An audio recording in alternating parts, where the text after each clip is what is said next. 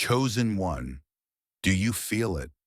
That strange stirring in the air, like something invisible has shifted, but the world hasn't caught up yet. It's not your imagination. It's not just another calendar page. It's May, and heaven has moved. Not with thunder, but with authority.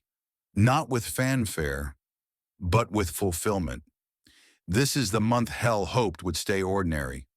But God wrote it differently, long before you ever prayed for clarity.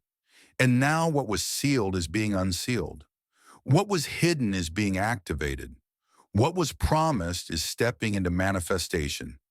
Woe to the earth, for the devil has come down to you, knowing his time is short. Revelation 12:12. That's why it's been so loud in your mind. That's why confusion tried to spike. That's why resistance came out of nowhere. Because heaven's calendar just turned a prophetic page. And the enemy knows this is not just a new month. This is a divine appointment. You felt it in your spirit, like your insides were vibrating while your world remained still. You've sensed something pulling you deeper, even while life looked the same on the outside. But now you're not sensing anymore. You're stepping in. The shift isn't coming. The shift is here. Heaven has already moved, and now the question is, will you move with it? This month is not passive. This is not a waiting season. This is a harvest window. The fulfillment others told you was delayed is actually in motion. Not in theory, in reality. God is not just whispering anymore. He's summoning. He's dispatching. He's releasing. This is the month where the prayers you forgot you prayed will start coming back to you. Not as ideas, but as doors. This is the month where invisible instructions will become public breakthroughs. This is the month where divine nudges will become prophetic manifestations. But here's the part the enemy doesn't want you to hear. If you miss this movement, you might mislabel your miracle as confusion, because this time, the fulfillment doesn't look like what you expected. It's not wrapped in ease, it's wrapped in urgency. It's not smooth, it's sacred. God is not doing it the way you imagined, but He's doing it exactly as He promised. And for those who've been watching quietly, waiting faithfully, saying yes in secret, this is the month where heaven opens the scrolls, and your name is on them. Chosen one. You didn't just find this message, you were led here. Not by an algorithm, not by a random scroll, but by a summons from eternity. Because long before this May, long before the resistance, long before the whisper in your spirit, you were already marked. Before I formed you in the womb, I knew you. Before you were born, I set you apart. Jeremiah 1:5. You were not created for normal. You were not designed to blend in. You weren't made for autopilot Christianity or convenient obedience. There was something on you from the very beginning. And deep down, you always knew it. You've always felt different, not better, burdened, not louder, louder in silence. You sensed things others didn't. You wept over what others ignored. You felt fire in your chest while others stayed numb. And it made you wonder, why am I like this? Here's why. Because you're not just gifted, you're called. And callings don't start on platforms. They start in the womb. Your discomfort has always been prophetic. That tension inside of you, it's not personality, it's preparation. You've been trained in rejection, shaped by misunderstanding, raised in silence. Because what you carry is too sacred for premature exposure. You're like Joseph, given dreams, then thrown into pits. You're like David, anointed in private, but chaste in public. You're like Esther, hidden until everything depends on your voice. God has been shaping you in secret for a moment no one else sees coming, and now it's here. This is why May feels heavier. It's why your spirit won't settle. It's why you keep waking up with the sense that something's changing, because you're not entering this month as who you were. You're stepping into who you were always meant to be. The origin of your calling didn't begin with this year's prayer. It began with God's breath over your life before the earth ever rotated. And now, in the silence of this moment, heaven is saying, it's time. The fire inside of you isn't ambition. It's ancestral obedience. It's generational purpose. It's a holy signal that the one he marked is finally starting to remember who she is. Chosen one. You've been wondering why the warfare intensified, why the opposition felt targeted, why everything suddenly tried to fall apart, especially right before May began. Here's why. Because the enemy caught wind of your activation. You didn't see it, but in the realm of the unseen, your name came up in a meeting, not in heaven, but in hell's boardroom. A council of darkness gathered. They looked over demonic assignments. They studied your timeline. They examined your weariness, your delays, your past. And they said, she's waking up. Stop her. No weapon formed against you shall prosper, and every tongue that rises against you in judgment you shall condemn. Isaiah 54:17. Hell didn't panic because of your past. Hell panicked because of your potential.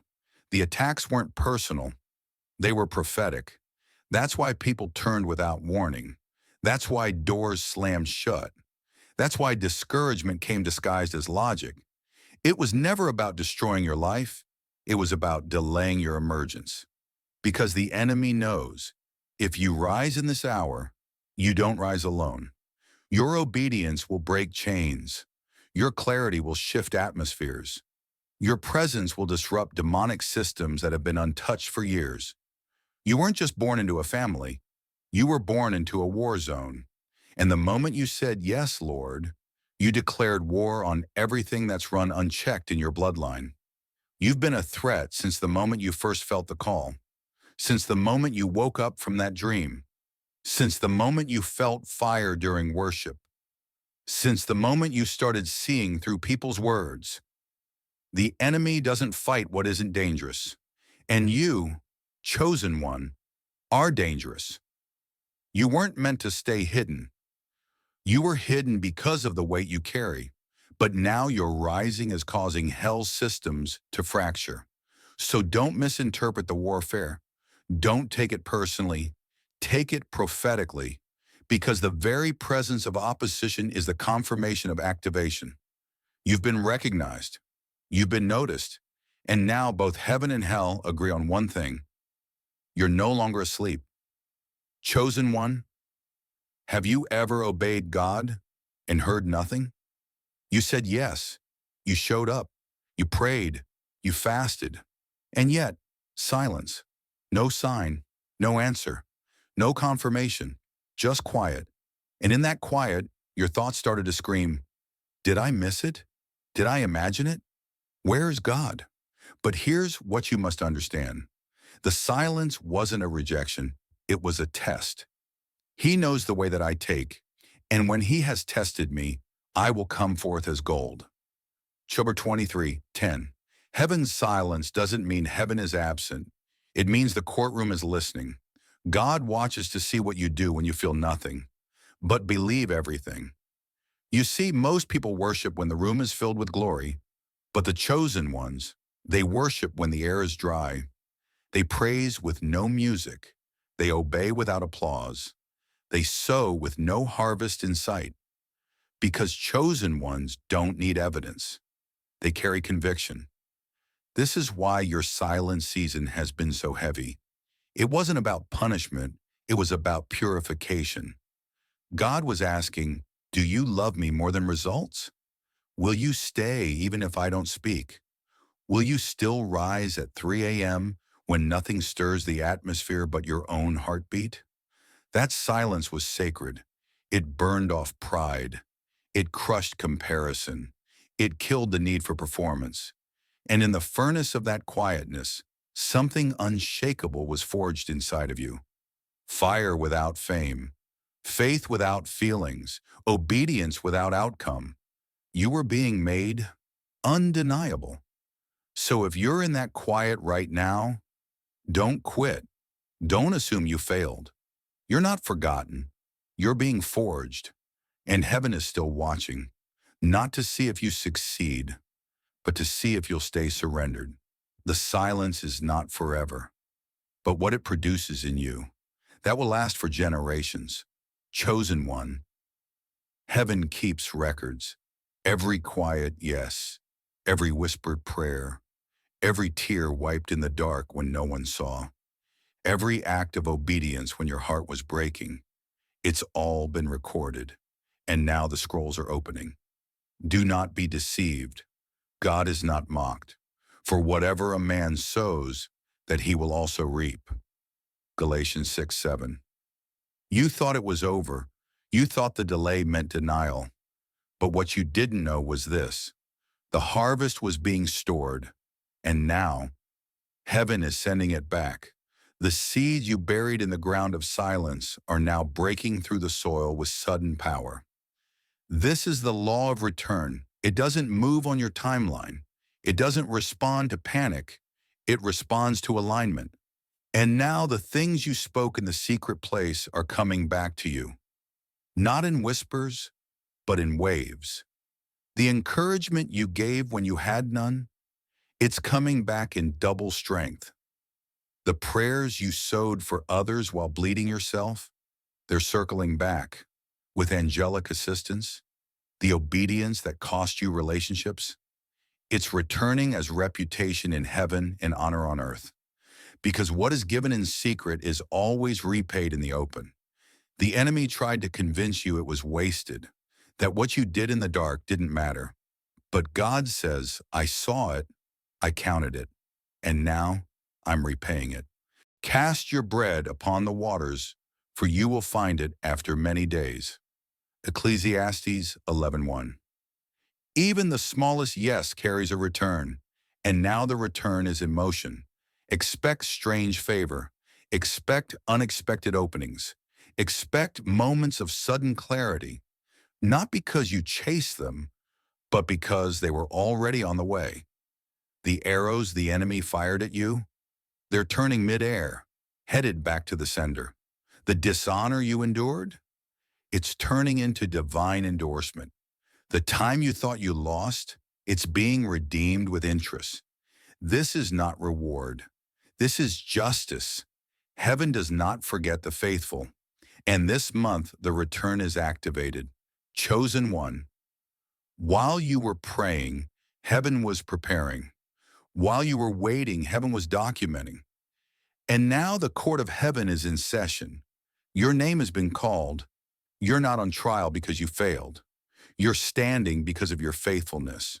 This is not accusation. This is vindication.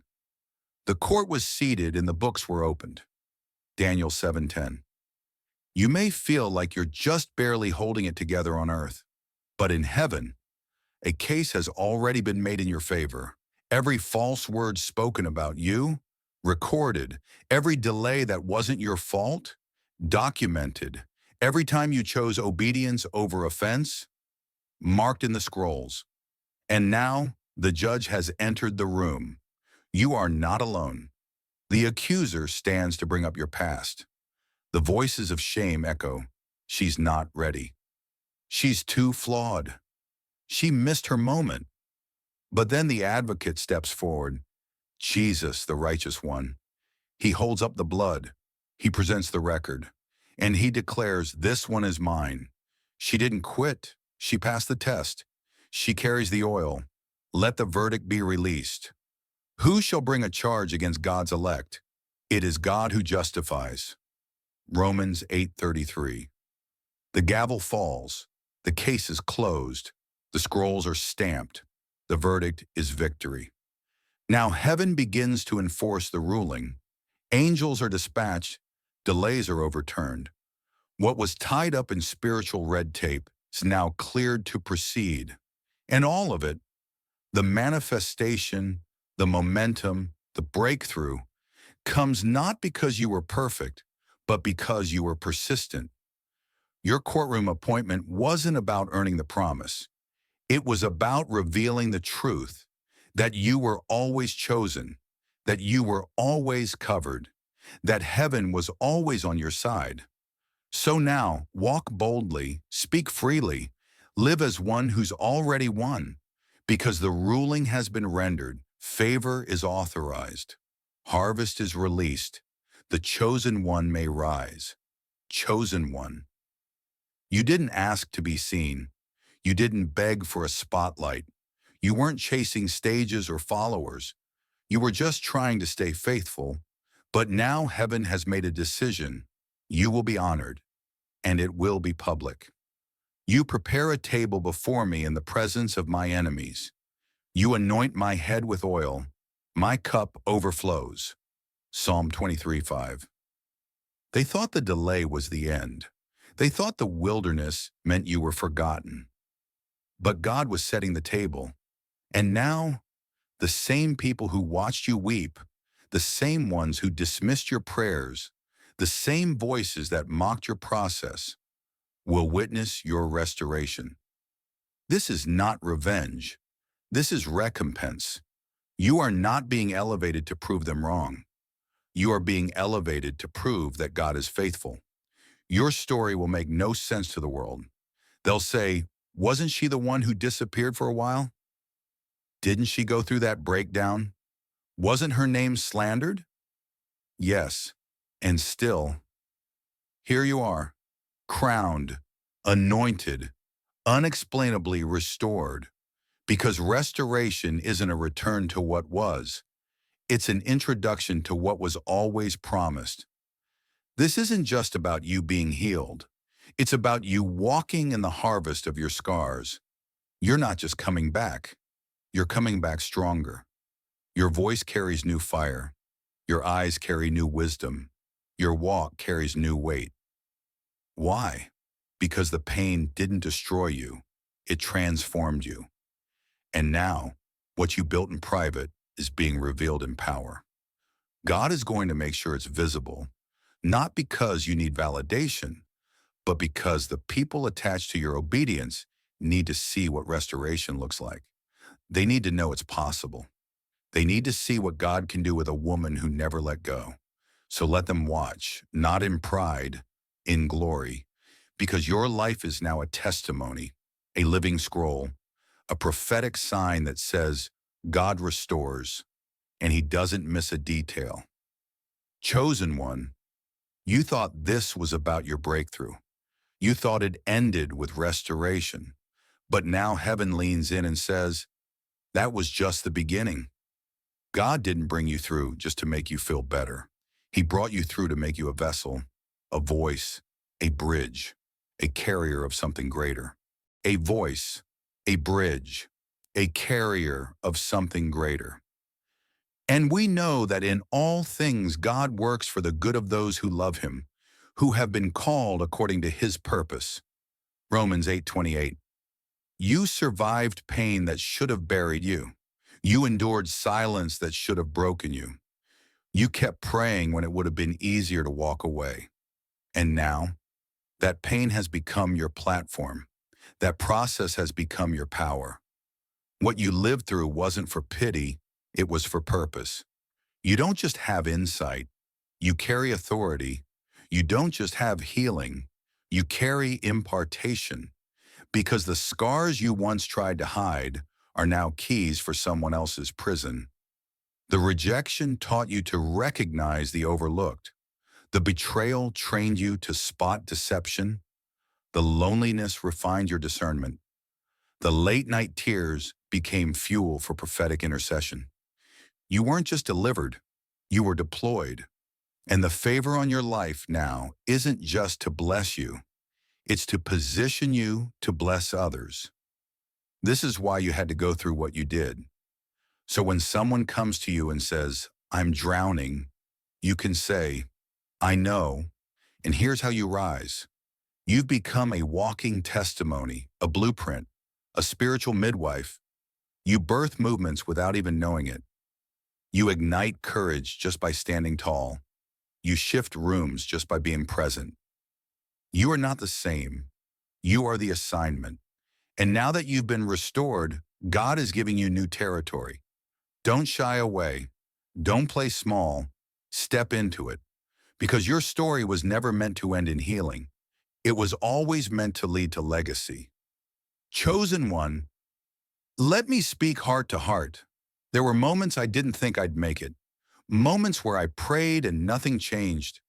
Moments where I gave God everything and still woke up empty. I've wept on my floor. I've worshiped in silence. I've smiled in public while breaking in private. And I've asked God questions I was too afraid to say out loud. But something deep within refused to die. Some whisper I couldn't explain. A flame that wouldn't go out. And now I know why. Because like you, I was chosen. Not chosen because I had it all together. Not chosen because I was qualified. But chosen because I was willing to stay when it got quiet. Willing to keep praying when I didn't feel Him. Willing to rise at 3 a.m. when no one else knew why. And now I see it. Every tear was a seed. Every yes was a key. Every rejection was redirection. Every silence was sacred training. So I say this to you now. If you've ever asked, why am I like this? Why is my spirit always stirred? Why does life seem to resist me when I'm trying to obey? Here's the answer. You were born for more. You weren't made to blend in. You were born to carry fire. You weren't created to follow trends. You were designed to shift atmospheres. I'm not speaking to the version of you who doubts. I'm speaking to the version of you that's still buried under fear and waiting for permission to rise. This is your permission. This is your sign. This is your summons. You are not watching this by accident. You've been marked. You've been trained. And now you are being released. So I invite you, stand up, wipe your face, put your feet on the ground, and say it out loud. I'm chosen, and I'm ready. Heaven heard you in the silence. Now let the earth hear your voice. Chosen one. This is not just the end of a message. This is the beginning of your mandate. You have lingered at the edge of your calling long enough. You have watched others step out while you stayed in hiding. You have carried the burden of when and how and why me for years. But now heaven is issuing a final call. Submit yourselves therefore to God. Resist the devil, and he will flee from you. It's James 4:7. The time for hesitation is over. The time for fear is over. The time for wondering if you're ready is over. You've been tested. You've been trained. You've been torn down to be rebuilt. Now it's time to rise. This is not about perfection. It's about position. You don't need another sign. This is it. No more shrinking. No more scrolling while heaven waits. No more pretending you're not feeling the fire stir. Hell knows who you are. Heaven has cleared the way. Now it's your voice that must answer. Speak it now, right where you are. I will not delay. I will rise. I will obey. Because this world doesn't need another comfortable voice. It needs the cry of the called. It needs the roar of the remnant. It needs you, bold, bruised, holy, anointed, awakened. And if you move now, if you step into what God has already prepared, heaven will back you. Angels will walk with you. And no weapon will prosper. He who dwells in the secret place of the Most High shall abide under the shadow of the Almighty. 1,000 may fall at your side, and 10,000 at your right hand, but it shall not come near you. Psalm 91. So this is your moment. Let your heart respond. Let your obedience be loud. Let the world see what heaven already knows. She was chosen, and now she's awake. This is your hour. Rise and walk in it.